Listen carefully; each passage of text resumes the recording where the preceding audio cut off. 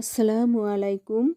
আমি আজকে আপনাদেরকে ভাপা পিঠা তৈরির খুব সহজ একটি টেকনিক দেখাবো, যার মাধ্যমে আপনারা খুব সহজেই এবং ঝামেলাহীনভাবে ভাপা পিঠা তৈরি করে নিতে পারেন। আমি অনেক সময় অনেক পদ্ধতি দেখেছি যা আমার কাছে অনেক ঝামেলাপূর্ণ মনে হয়, কারণ ওই ভাপটা উঠানো এবং পাতিলের চারপাশে আটা লাগানো বিভিন্ন রকমের ঝামেলা। তো আমার কাছে এই পদ্ধতিটি অনেক সহজ মনে হয়েছে, তাই আমি ভাবলাম যে এই পদ্ধতিটি আপনাদের মাঝে শেয়ার করি। দরকার হয়েছিল একটি তেল ঢালার ফানেল। আমি প্রথমে চালের গুঁড়ি হালকা পানি দিয়ে মেখে চালনি দিয়ে চেলে ঝুরঝুরে করে নিয়েছিলাম। পানির সাথে আমি পরিমাণ মতো লবণও মিশিয়েছিলাম। এরপর নিয়েছিলাম ভাপা পিঠা বানানোর জন্য একটি সাজ। পিঠা বানানোর সাজের মধ্যে আমি ওই চালের গুঁড়োগুলো নিয়েছিলাম পরিমাণ মতো। এরপরে নিয়েছিলাম খেজুরের গুড়।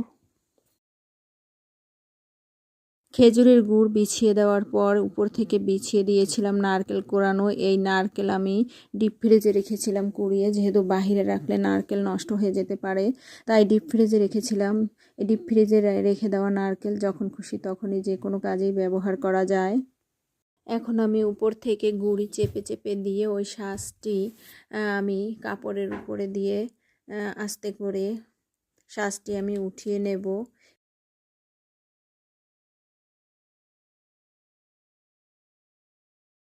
একটি ঢাকনা দিয়ে এই পিঠার উপরে ঢেকে দেব। ঢাকনা দিয়ে ঢেকে দেওয়ার পরে যে ভাপ উঠবে সেই পুরা ভাপটাই এই পিঠার সাথে লাগবে এবং পিঠা খুব দ্রুতই সিদ্ধ হয়ে যায়। এই ভাপটা এতই গরম থাকে যে পিঠা খুব তাড়াতাড়ি অল্প সময়ের মধ্যেই হয়ে যায়। দেখুন আমি পিঠাটি এখন একটি চামচ দিয়ে উঠিয়ে নিলাম, যেহেতু ভাপ লাগতে পারে তাই সাবধানে একটি চামচ দিয়ে উঠিয়ে নিলাম। পিঠাটা কিন্তু অনেক সুন্দর হয়েছে, অনেক সুন্দরভাবে সিদ্ধ হয়ে গেছে। অনেক সময় তো দেখা যায় যে ভালোভাবে সিদ্ধ হয় না, ভিতরে কাঁচা থাকে, কিন্তু এভাবে পিঠা তৈরি করলে সেরকম কোনো সম্ভাবনাই থাকে না যে ভিতরে কাঁচা থাকবে। এই যে দেখুন এই পিঠাটি উঠাচ্ছি একটি চামচ দিয়ে।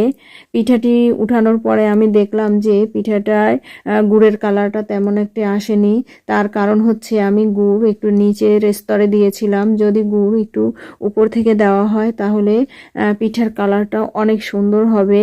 তাই আমি পরবর্তীতে পিঠা বানানোর সময় এই বিষয়টি খেয়াল রাখলাম যে পিঠার ভিতরে গুড় একটু উপরের স্তর থেকে দিতে হবে। আর এভাবে পিঠা তৈরি করার পরে দেখলাম যে পিঠাটি দেখতেও অনেক সুন্দর হয়েছে এবং এরকম পিঠা খেতেও অনেক সুন্দর হয়। তো আপনাদের কাছে যদি এই রেসিপিটি ভালো লেগে থাকে আর আপনাদের কাছে মনে হয় যে এই ভিডিওটির মাধ্যমে আপনাদের কোনো উপকার এসেছে বা অন্য কারো উপকার হতে পারে, তাহলে আপনারা এই ভিডিওটি শেয়ার করে দিতে পারেন।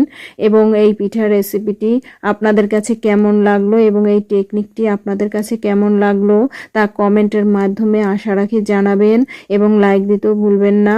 দেখুন আমার পিঠাটি কত সুন্দর হয়েছে। আপনারাও চাইলে এরকম পিঠা অনায়াসে বাড়িতে বসে তৈরি করে নিতে পারেন, যেহেতু এরকম পিঠা বানাতে তেমন একটি ঝামেলাই হয় না। যখন ইচ্ছা তখনই আপনারা এরকম পিঠা বানিয়ে নিতে পারেন। আর যেহেতু শীত শেষের দিকে, তাই শীত শেষ হওয়ার আগে আগে এরকম পিঠা বানিয়ে খেলে অনেক ভালোই হয়। আর এই পিঠা খেতে কিন্তু অনেক মজা। শীতের মধ্যে ঠান্ডার মধ্যে এরকম গরম গরম ভাপা পিঠা খাওয়ার কিন্তু মজাই আলাদা।